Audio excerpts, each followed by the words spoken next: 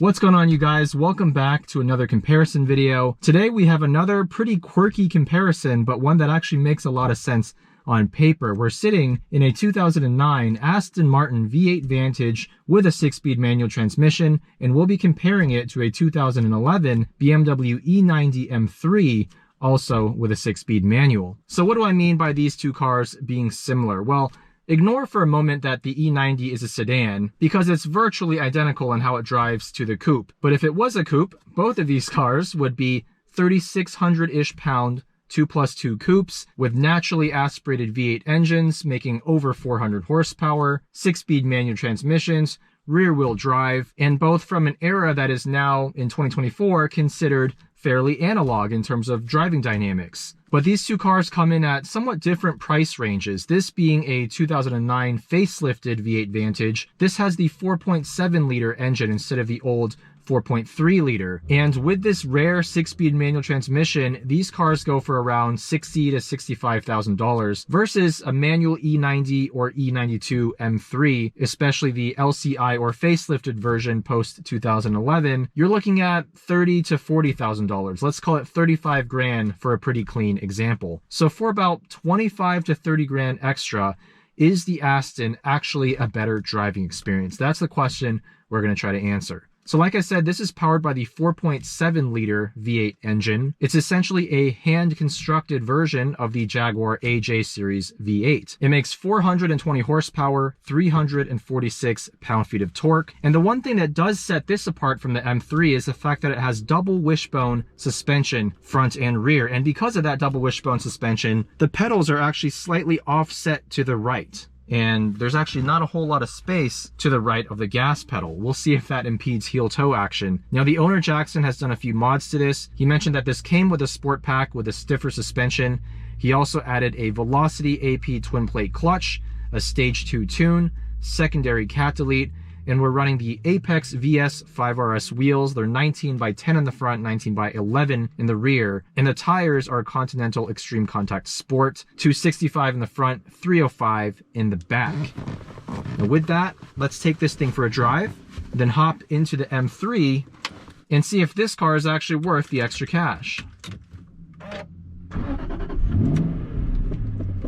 Now, I have driven a 4.7 liter Vantage manual before, but never on my home canyon road. Not a whole lot of high-speed sweepers, so let's see if this fairly heavy car, this GT, can actually hold its own.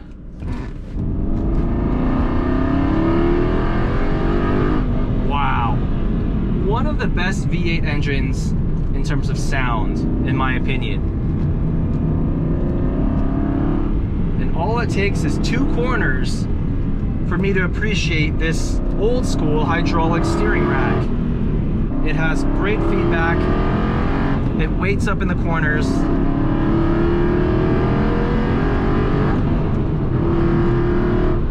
Oh yes. Oh wow, it is really difficult to heel toe because the bottom of my shoe gets stuck against the transmission tunnel area.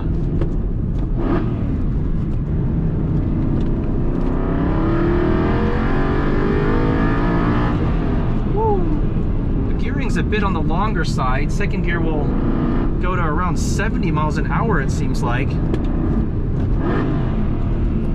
Excellent throttle response.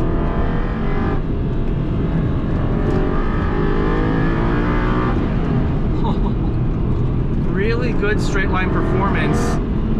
Nothing mind-bending, but it's a good amount of acceleration for a car that weighs 3,600 pounds. All the controls have a nice weighting to them. This 6-speed manual, really nice and easy to use, but it's a little bit higher effort and it's quite notchy. A little bit unsettled there. Could be the fact that this has the sport pack suspension. Oh yeah, really hard to heel toe.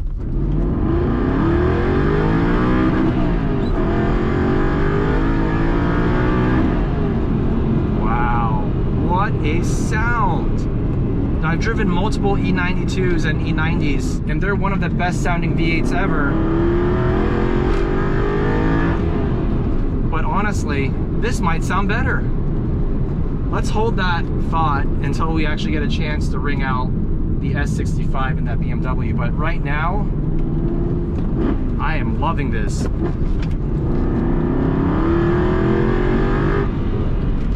But really, it is difficult to heel-toe downshift. Also, the brake feel could be a little bit better. It's got a firm pedal, but not a whole lot of initial bite. Okay, I literally cannot heel-toe, so I'm gonna stop. I don't want to mess up this car. I guess we'll just have to lift a little early for corners and do a regular just throttle blip to get the car downshifted. Like so. Yeah, that's something I noticed with the last V8 Vantage I drove as well. I think it really needs a throttle pedal extension or an aftermarket pedal that extends a little bit further to the left so that you can just kind of tilt your foot rather than do a full twist.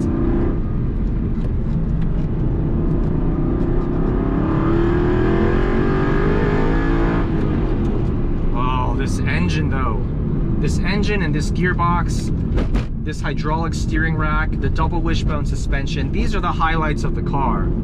Obviously, the way the car looks from outside and inside for that matter, it's a hand-built Aston Martin. That's really all you need to know. Perfect proportions, and on the inside, we have pretty good choice of materials. Now, this swath of piano black in the middle, not my favorite. This is the part that dates the interior for me, but the actual touch points, the steering wheel, the shift knob, the door handles even, they're quality pieces. The switchgear itself actually feels nice as well. I mean, listen to this. I don't know if that sound's coming across on the camera, but there's a nice metallic clink. It's without a doubt a very special car, even ignoring the driving dynamics, but thankfully the driving dynamics are excellent. It has those classic FR driving dynamics, but without an overly sharp or nervous feeling. The steering ratio is not overly quick. The suspension, even with a sport pack, is not overly stiff. The car just feels like it's been very well dialed in from the factory to provide a cohesive GT sports car experience. What could be better? Like I said, the throttle pedal placement. Also, the brakes could have a bit more initial bite. The rest of the car is pretty fantastic. I'm now used to the fact that Astons have a rev counter or tach that sweeps in a counterclockwise direction as you build revs. Took some getting used to the first couple times I drove one of these. Just the feeling of solidness to this car is really nice, and I wonder if the M3 is going to be lacking in that department. Even the steering just feels so solid.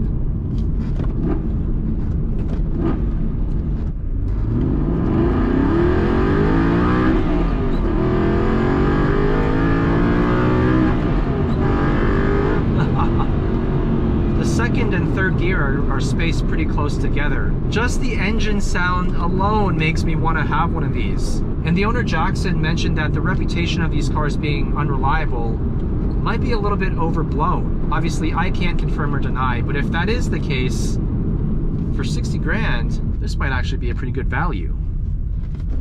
But let's reserve judgment until we've driven that E90 M3, one of the gold standard cars for me in the sub $40,000 price range. All right, so we're now in the 2011 BMW E90 M3 with the 6-speed manual. It's a car I'm really familiar with now. I've driven so many examples of the E9X platform, both with the manual and the DCT, and with a wide variety of mods.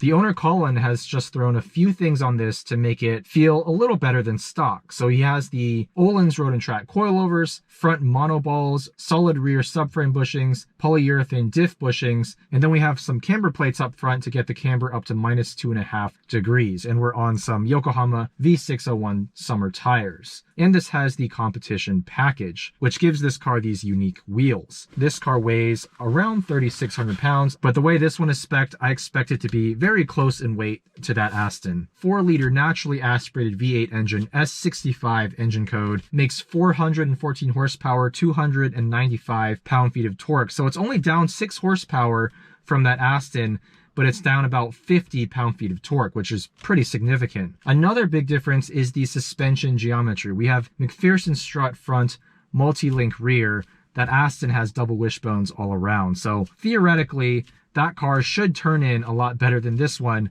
but you never know. With Ohlins and camber plates and spherical bushings, maybe this car can actually hang with that in terms of front end feel. Does this car feel $25,000 less enjoyable and less special on a winding road? Let's find out.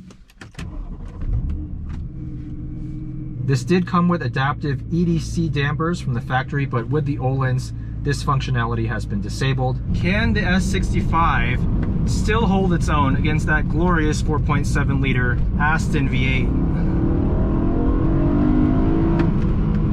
Right away, this engine doesn't make nearly as much noise. With stock intake and exhaust, the Aston is much louder than the E90. In fact, I can barely hear the engine at lower RPMs. We really have to wind this thing out. There it is. And it's easy to heel toe. The E90 steering is a good steering rack. It's hydraulic, it has good feedback, pretty good on-center feel, but that Aston has superior steering. And I don't think it's only due to the steering rack itself being better. The steering wheel in the Aston, it feels better in the hand compared to this.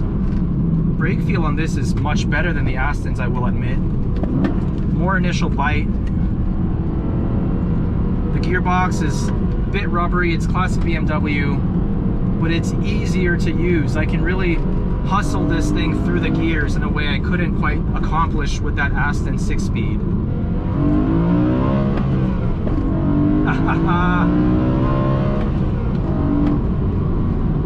The S65 is a glorious engine, one of the best V8s of all time, but I have to say, in terms of sound, it doesn't hold a candle, when bone stock that is, compared to that Aston.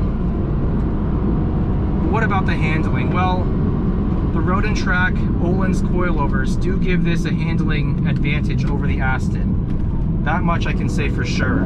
The Sport Pack suspension on the Aston is a little bit too stiff, in my opinion. I actually like it without that option ticked. And I also feel like this car is a little bit easier to place, and part of that is the seating position. We do sit higher up, which isn't great, but I also feel like I'm sitting much closer to the front of the car, and that gives me better visibility. In the Aston, I feel like I'm sitting really far back.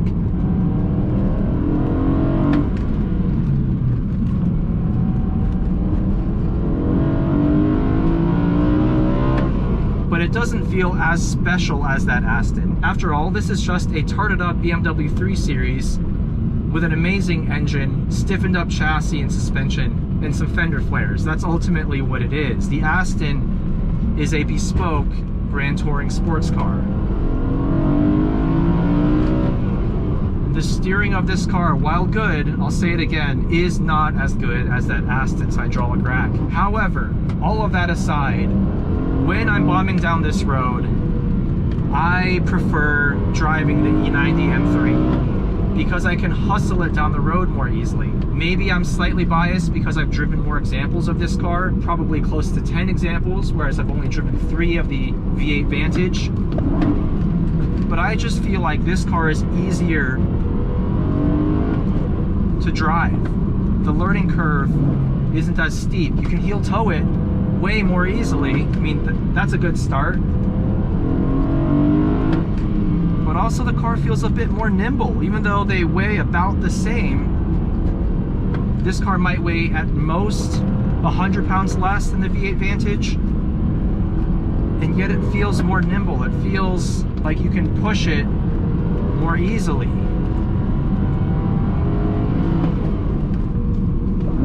And even though the shifter is more rubbery than that Aston's 6-speed, it's also easier to shift quickly.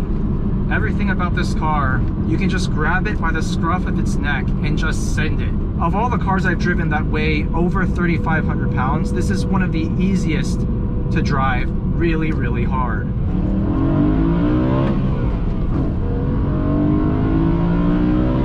There's definitely a lot less mid-range torque with this engine, but when you wind it out to its red line, it's really satisfying. All right, so final thoughts. The Aston, hands down the more special car. Better to look at, better to sit in, even sounds better in stock form, and that hand-built, high-quality interior definitely feels like a totally different level. But that being said, when attacking corners, I think this M3 really is the better engineered vehicle. Leave it to the Germans to engineer a great driving vehicle. And despite having inferior McPherson strut front suspension, and despite having a little bit less steering feel and a more rubbery shifter and a fairly high seating position, it's still the one that I feel way more comfortable driving hard on the back road. Maybe you can chalk that up to the Ohlins and the spherical bushings up front, but I've driven stock examples too, and I would say that still holds true. So a big shout out to Jackson, the owner of the V8 Vantage, and to Colin, the owner of this E90 M3. Let me know what you think of this comparison. If I were to have a car that I actually want to drive frequently and hard, I would still take the E90 M3. I think it's a no-brainer at roughly $25,000 less. But for that special weekend or date night driving experience, the Aston Martin V8 Vantage with the 4.7 liter is so much more special. And if that's what you're looking for, it's not even a comparison between these two cars, and that extra 25 grand is easily justifiable. Let me know your thoughts down in the comments, and I'll see you in the next one.